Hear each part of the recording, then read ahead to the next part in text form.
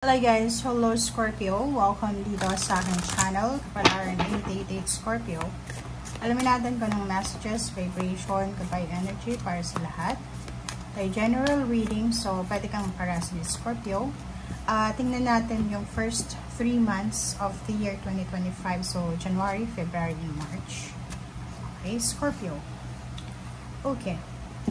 Comment down below if you're resonated. So, it's advanced reading siya. So, pwedeng makatulong to sa'yo as guide, as gabay. So, yun. Maganda to. Nakikita ko sa'yo dito na merong mga Scorpio na from, siguro January, end of December 2024, January, February, and March. Medyo hindi ka kontento. Naboboard ka.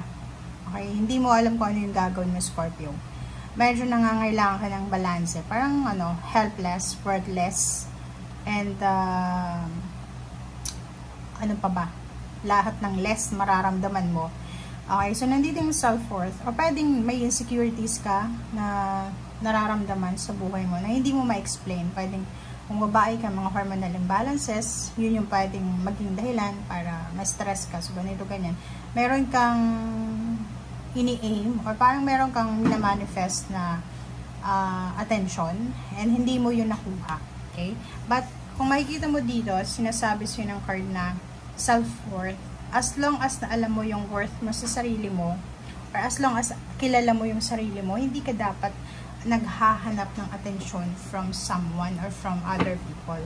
Diba? Yung parang sinasabi na as long as na alam mo na mabuti kang tao, magaling ka, hindi mo kailangan na i-validate yung sarili mo. Kahit ikaw mismo, kaya mo yung i-accomplish lahat. So, nakikita ko, medyo nakakaramdam sila ng pagod. Sa trabaho, parang medyo stress.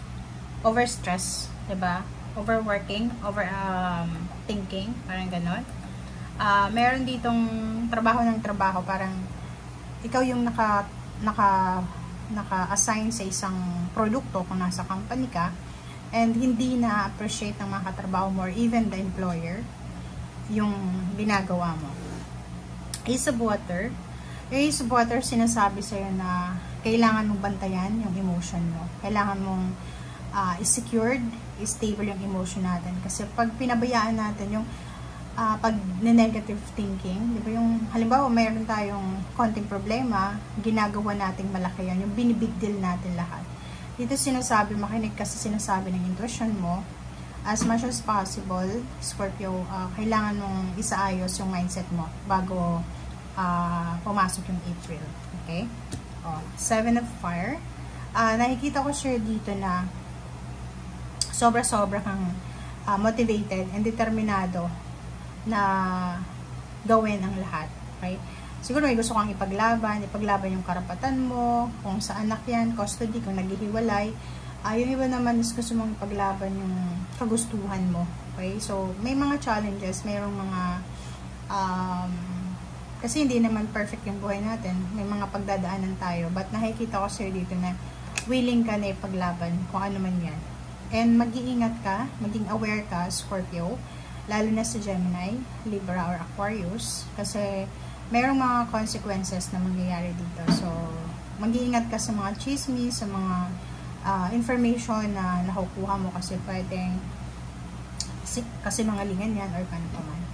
And itong caution na to and awareness, sinasabi sa'yo na maging aware kayo sa mga tao na, like for example, mag-offer sa'yo ng love, relationship, partnership, ganyan-ganito. And Six of Air, nakikita ko yung mga Scorpio na posibleng lilipat sila ng bahay, lilipat ng trabaho. Kung nag-a-apply ka ng trabaho sa ibang bansa and natatagalan ka na kung kailan mo matatanggap yung mga contract signing, yung news tungkol sa work na ina-apply, makikita ko na makakahinga ka ng malalim kasi mararamdaman mo, may pag-asa pa pala. Okay?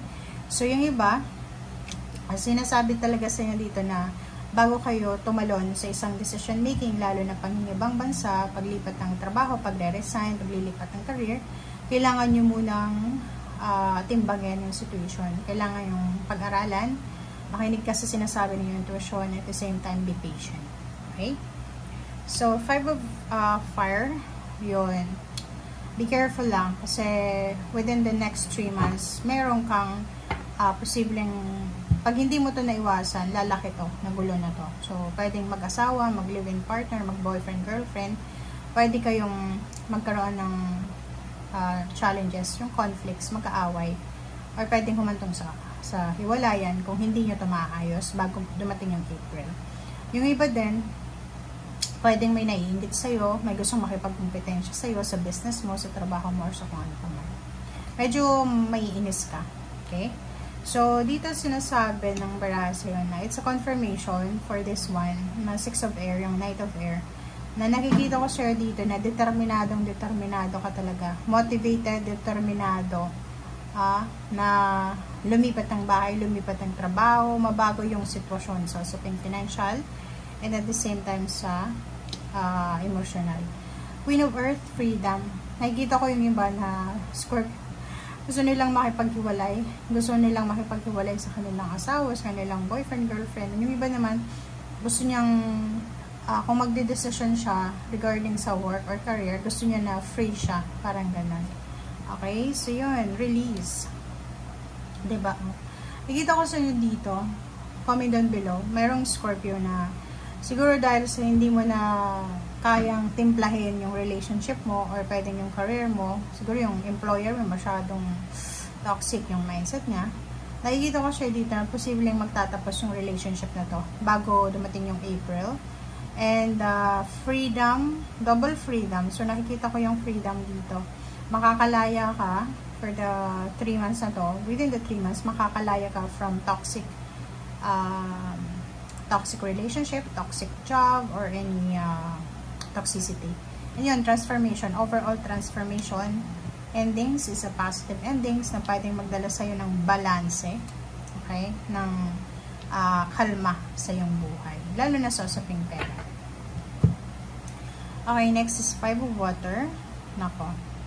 So, yun nga, itong 5 of fire and 5 of water is connected sa bawat isa. So, kung hindi mo maiiwasan yung mga away, competition, ganyan, ganito, talagang dito hahantong siya. Pwede may maghihiwalay, magdi-disappoint ka, magsisisi ka, and magkakaroon ka ng grudges and resentment kung hindi mo yan maaayos. Okay? So, yung iba naman na Scorpio, sinasabi sa'yo na as much as possible, i-prioritize mo yung peace and harmony. Okay? Learn to forgive, pag-isipang mabuti, okay, mag-meditate, mag-contemplate, and wag masyadong mainit yung ulo, okay, kakasimula lang ng taon, wag mong masyadong i-pressure yung sarili mo. If you're single, looking for a relationship, nakikita natin yung positive news, maraming tao yung magsisend sa'yo ng friend request or sa social media, or marami kang makikilala, tayong mga babae dito na Scorpio, and pwede kayong magkaroon ng bagong karelasyon, bagong manliligaw. Okay. So, nakikita ko sir dito, merong Scorpio na gusto niyang bumalik sa dating buhay niya. Okay? Siguro yung dati niyang buhay, dati niyang trabaho, ay hindi masyadong nakakapagod. But dito nakikita ko na masyadong imbalance, masyadong stress ka. Okay? Pwedeng March to or first week of April siya. Overworking, overstress, imbalance, and gusto mong bumalik sa pagkabata or bumalik sa dati mong buhay na malaya ka pa. Diba yung buhay na relax lang, wala kang masyadong iniisip. Nakikita ko na ang dami mong obligasyon sa buhay. So, nakikita natin yung Scorpio dito na masyadong nakafocus sila sa obligasyon, lalo na sa financial. Kinakailangan mong magtrabaho kasi may umaasa sa'yo.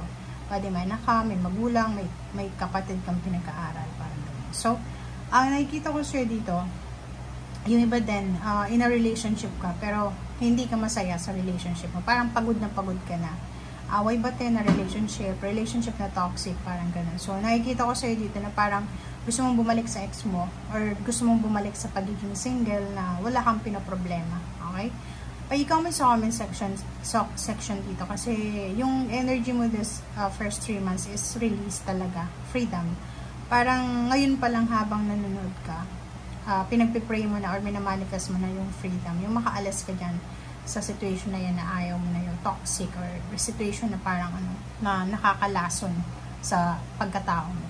Okay? So, thank you guys for watching and see you again. Bye!